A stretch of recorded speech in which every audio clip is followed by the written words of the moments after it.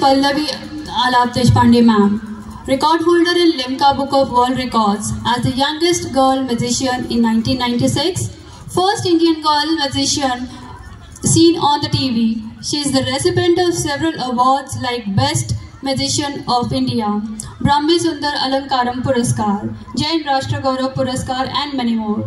Also received award recognitions from Art and Culture Ministry, Deputy Mayor from the Mauritius and several Russian delegates and many more.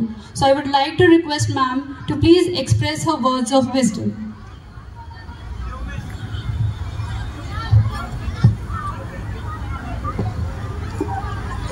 Hello everyone.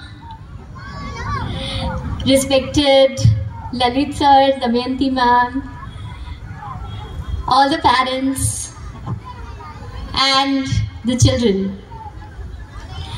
I see awesome energy here, all the teachers.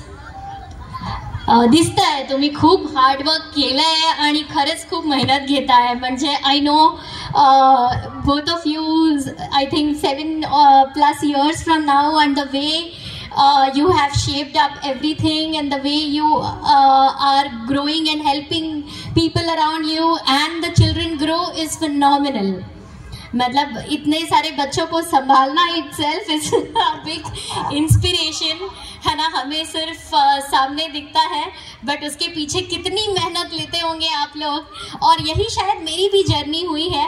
मैंने एक किताब लिखी है the door to confidence opens your, and I would love to share my perspective of confidence. Confidence म्हणजे आपण असं विचार करतो की नाही आपण छान दिसणं, छान बोलणं, कसं उभं राहतो, but that is very superficial.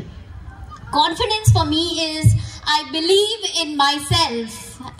I believe in myself and my choices, irrespective of other people's perspectives, their opinions, their judgments of me or my choices, and with respect to their perspective.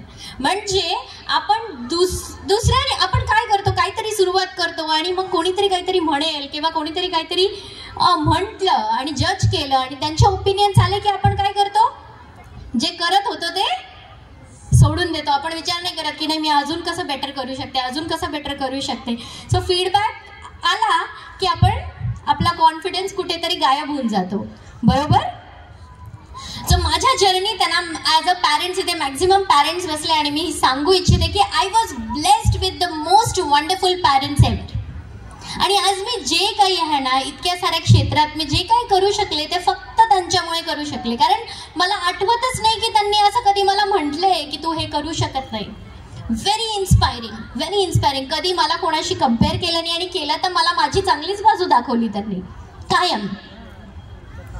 वयाच्या 9व्या वर्षी मी magic ह्या फील्डमध्ये बऱ्यापैकी लेवलला काम करायला चालू केलं होतं. आम्ही 3,000-3,500 प्रयोग केले पूर्ण भारतभरात बाहेर. आणि अभ्यास सांभाळून, म्हणजे ते नेहमी मला तेच म्हणायचे की नाही आपल्याला अभ्यासही व्यवस्थित करायचा आणि नेहमी जमिनीवर असला पाहिजे. सो तो इगोही कधी येऊ दिला नाही मध्ये. आणि आम्ही रात्रभर प्रॅक्टिस करायचो मॅजिकची. त्यानंतर सकाळी शाळेत जायचं, शोज असले की शोजला जायचं, कधी ते कारण द्यायचं नाही. सो हा पॅरेंट्सचा रोल आहे ना खरंच खूप महत्त्वाचा असतो. नेहमी मला त्यांनी शिकण्यासाठी खूप प्रोत्साहित केलं.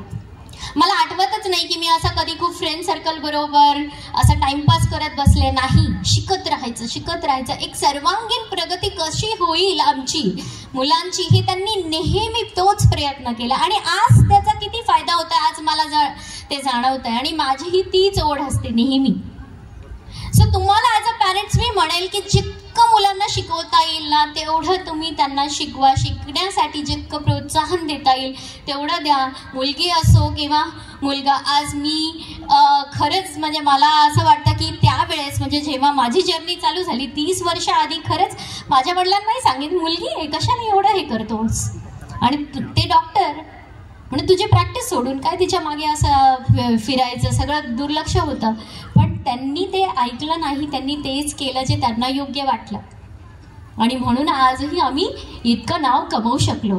पण जेव्हा आपली सुरुवात होते तेव्हा थोडी नाव होतं. सातत्याने जेव्हा आपण एखादी गोष्ट करत राहतो नंतर रिझल्ट्स आपल्याला दिसतात. आणि सुरुवात असताना विश्वास ठेवणं आणि तो विश्वास आपल्या मुलांवर बिंबवणं आणि त्यांना साथ देणं हे खरंच खूप महत्त्वाचं आहे. मी फिजिओथेरपी पण केलं, तर मी त्याच्यातही मास्टर्स कंप्लीट केलं आणि ते पण सेंट्रल गव्हर्नमेंटच्या इन्स्टिट्यूटमधून.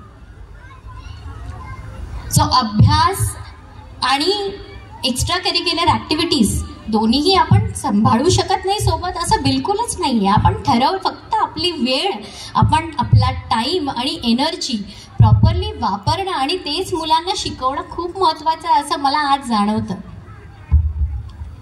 सो तुमचा खूप वेळ मी घेणार नाही, कारण ॲज सर सेड सगळेजण एक्सायटेड आहे स्वतःच्या मुलांना स्टेजवर बघायला आणि मलाही खूप आवडेल. माझी मुलगी तिथे बसली आहे आणि ती जेव्हा परफॉर्म करते तेव्हा असं माझ्या डोळ्यात पाणी येऊन जातं अगदी बघताना. सो अकिरा ती जस्ट 10 वर्षाची आहे आणि ती स्वतः कोरिओग्राफ पण करते. अगदी आमचे पण रील्स तिने कोरिओग्राफ केले आहे. सो मला खूप आनंद होतो की ती तिचा वेळ जो आहे ना स्वतः शिकण्यासाठी आणि ते वाटण्यासाठी देते. सो रिमेंबर वन थिंग, मला असं वाटतं की काही गोष्टी आपण ॲज अ पॅरेंट्स परत एकदा लक्षात ठेवूया की आपला इमोशनल इंटेलिजन्स खूप महत्त्वाचा आहे. थोडंसं अवेअर राहायचं की कशाने आपले मुलं किंवा आपण स्वतः ट्रिगर होतो. राग, द्वेष, कंपॅरिझन, कॉम्पिटिशन ते त्यांच्यात बिंबवायचं नाही. आलं तर त्यांना ते लिहायला सांगायचं, हेल्प घ्यायची, सपोर्ट घ्यायचा टाईमली. आणि त्यांचं जेवढं आपण IQ वाढवण्यासाठी महत्त्व देतो तेवढंच त्यांचं EQ आणि SQ म्हणजे स्पिरिच्युअल इंटेलिजन्स चांगला कसा होईल याच्यासाठी पण आपण प्रयत्न घ्यायचं, योग्य मार्गदर्शन घ्यायचं.